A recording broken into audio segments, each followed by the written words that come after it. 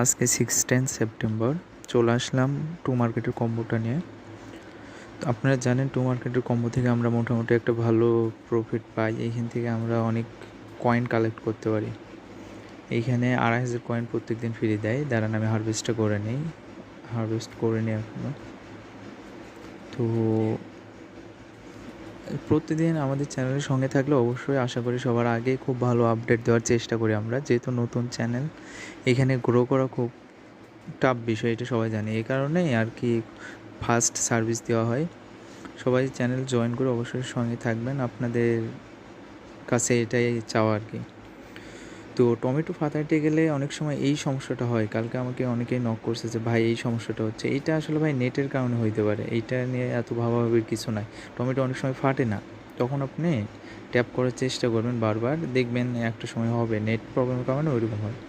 আজকে টমেটো কম্বোটা হচ্ছে দেখেন, গাছে 2বার ট্যাপ করবেন আর নিচে কর্নারে হ্যামস্টারে 2বার, ট্রিতে 2বার, হ্যামস্টারে 2বার। ও রিসাইকেল, আচ্ছা দেখেন তাইলেই হয়ে যাবে। এই হলো আজকে আমাদের টু মার্কেটের কম্বো।